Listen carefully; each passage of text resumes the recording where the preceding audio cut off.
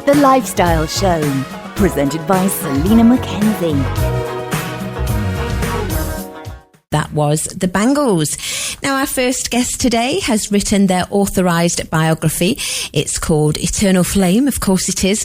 Welcome to the show, Jennifer Otter Bickerdike. Hello, hello. Thank you so much for having me today. You are welcome. That was just one of their great hits, wasn't it? Oh, I mean, do you know what's funny is you start going down the Bangles rabbit hole and you're just like banger, banger, banger. It's like one after another. It's really funny. Yeah, you tend to forget them. And then when you hear them, you think, oh, yes, I remember this one. Right? You know, exactly. I mean, they did have two number one songs, but there was so many other ones that almost made it to number one that are just such earworms. Like In Your Room, what a total tune is that? Manic Monday. I mean, is there a better song than Manic Monday to describe that horrendous first day of the week? I don't think so. Indeed. So, yeah. So one of the number ones was Eternal Flame, wasn't it? Because that was there for a while. What was the other one? Walk Like an Egyptian. Ah, yes, of course. Well, I was looking on the internet. I've got your website up, and I also put Susanna Hoffs in because I always remember my uncle thought she was absolutely beautiful, which she was and still is. But is she really 66 years old now, or have I got that wrong? Girlfriend, let me tell you, it's sickening, isn't it? She's it's disgusting. Still beautiful. Well, they all are. Yeah, they all are stunning. I have to say with Sue, the thing about her, she is stunningly beautiful on the outside, but on the inside, she is hilarious and smart. And she's like, I always say she's like my fairy godmother. Definitely has helped me through many creative crises. She's nominated herself as my menopause coach. I don't know if the listeners want to hear that, but it's true. And she's just, you would think someone like that is an icon would not be so open, but she is. She's just incredibly real and down to earth. And I love her to bits. Like, I honestly love her to bits.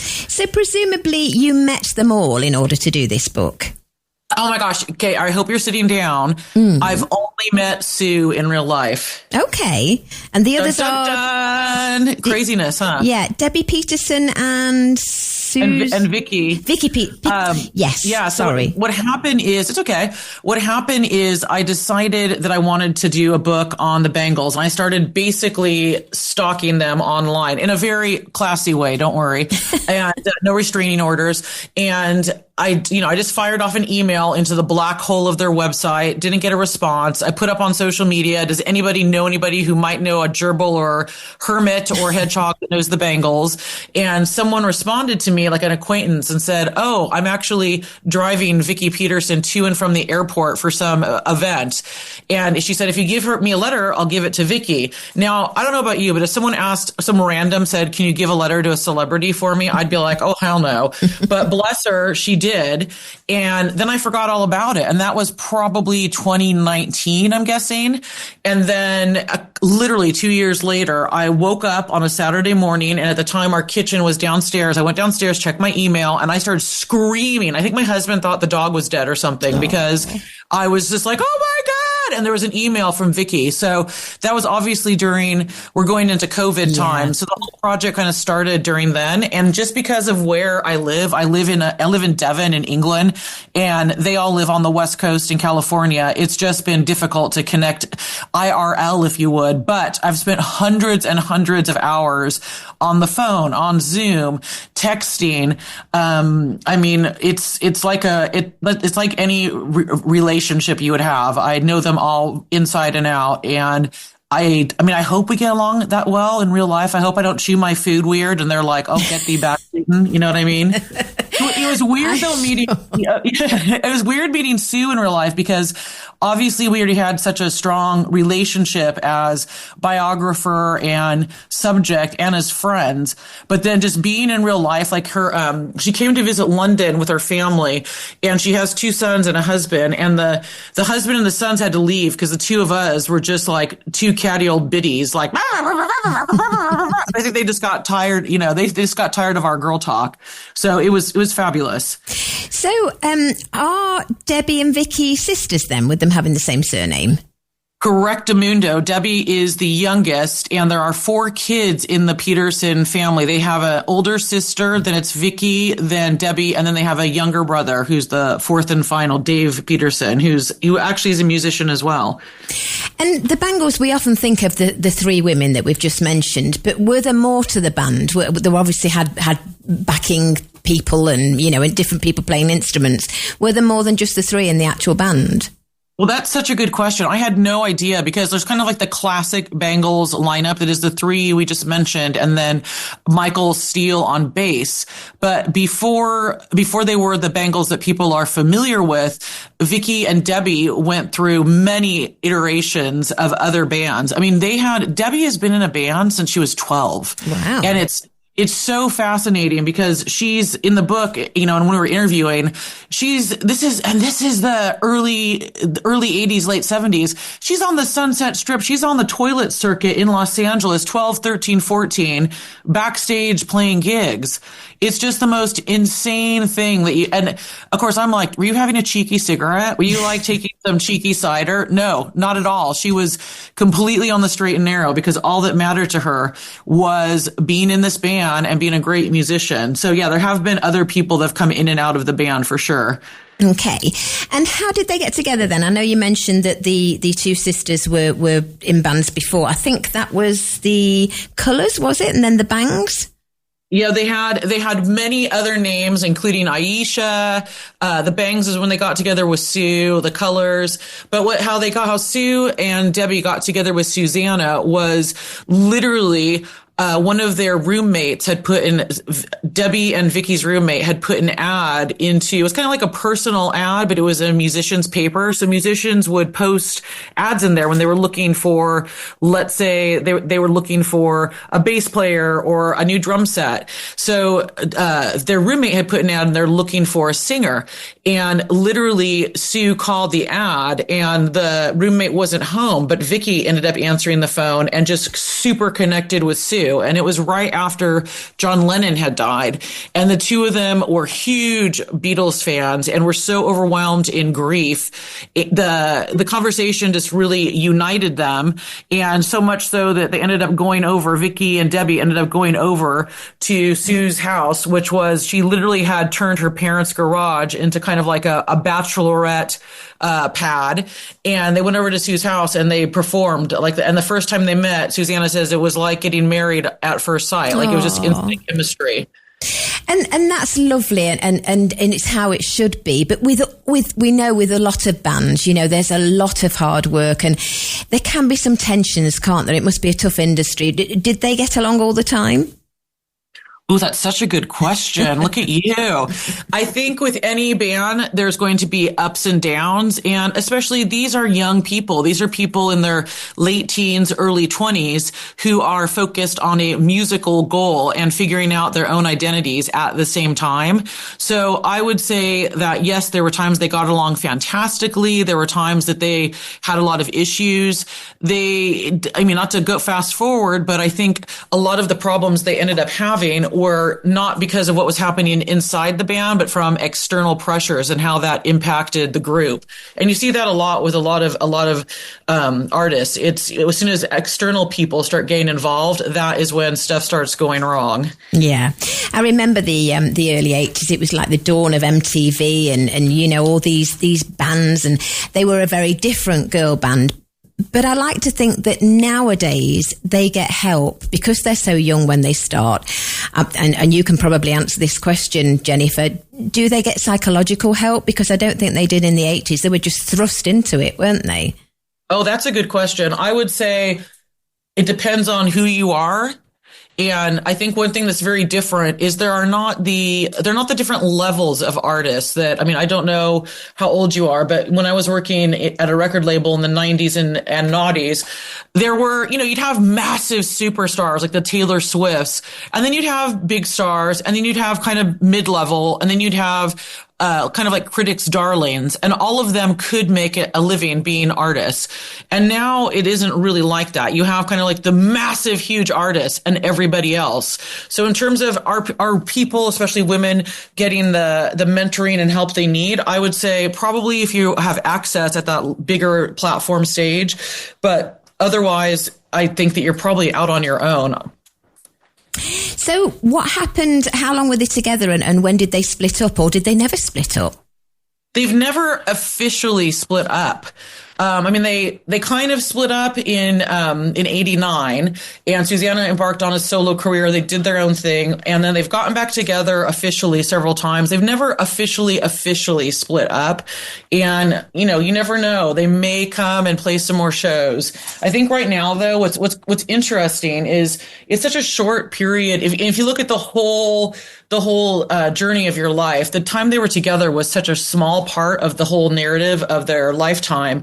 But it obviously sets the stage, no pun intended, of everything that comes after. And I would say now, like literally 40 years after the big records, it's just now where they're kind of really finding their own strides outside of being Bangles. Debbie is playing with some of the guys from REM, and she's got off tour with Matthew Sweet. Vicky is playing, doing projects with John Cowsill, her husband, and Sue is recording some solo tracks, and she had a very, very successful novel 2 years ago. Oh. So they're all doing their own thing. And I think for me, as someone that's 50 years old, it's so inspiring because I think we're told as people, especially as women, after 40, you're just going to the glue factory.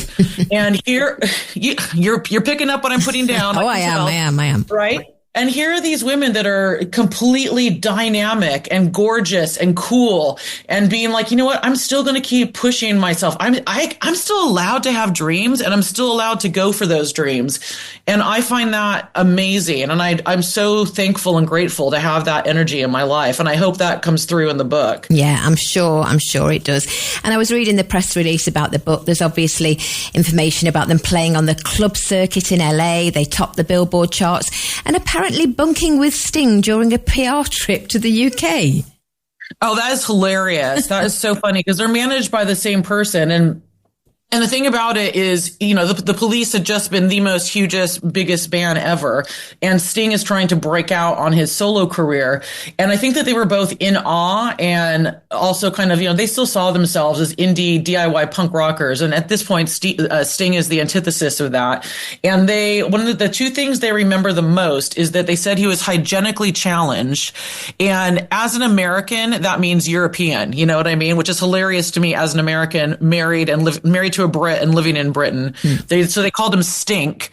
And then the other thing that was really funny is Vicky was walking past Sting, and it was clear that Sting was trying to remember a phone number. So Sting was like saying the number to himself, like 485-693 or whatever it was. And just to mess him up, Vicky started under her breath saying a totally different number just to wind him up. And I'm just like, oh my God, like you have like, you know, cojones, sisters, to be messing with a huge celebrity like Sting, you know, like literally to his face at that point. So yeah, that I love the fact that they did that. But they also thought it was like super hot at the same time. So it's all these conflicting, very girly, young, you know, girls in their early 20s emotions. Yeah, you can imagine, can't you? At the time, you can imagine it. 100%. Well, it's an interesting book, and I know it's not your first. You do write biographies. You're a rock and roll cultural historian and author. What other books have you written, and what do you plan for next? My first really big book was the comprehensive biography of Nico from the Velvet Underground. And then I did a biography on Britney Spears.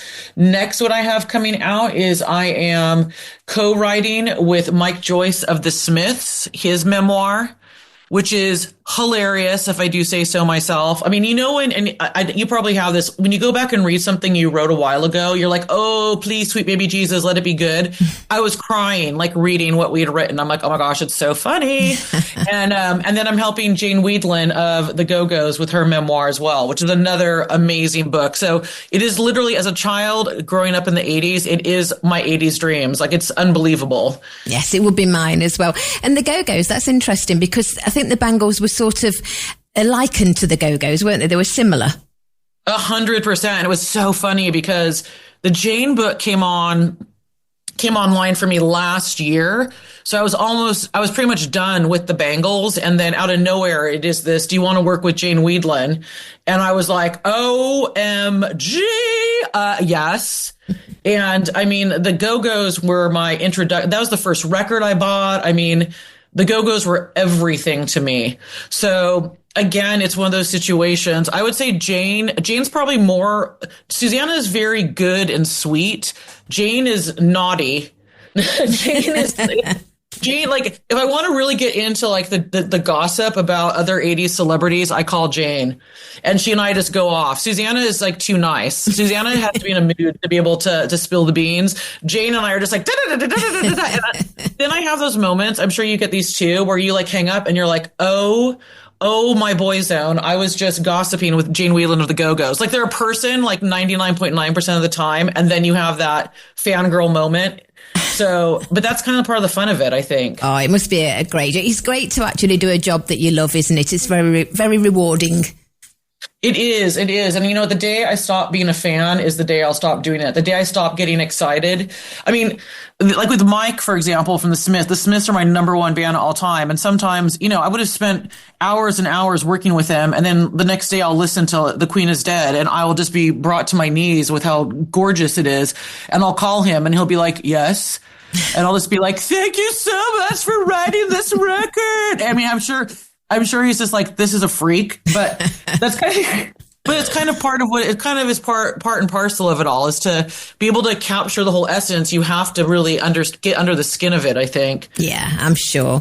Well, if our listeners want to know even more about the Bangles, they can read the authorised biography called Eternal Flame by Jennifer Otter Bickerdike, who we're chatting to now, and you can buy it right now from our website, TRE.radio.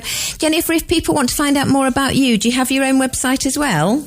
You know what I do? It's Jennifer Otter, like the animal, Bickerdike. And I'm also on Instagram under the same handle. And I'm way too addicted to Instagram. I'm always posting on there. So definitely check that out. And I post all kinds of stories, all my celebrity friends and my dog, of course, too. What's your dog's name?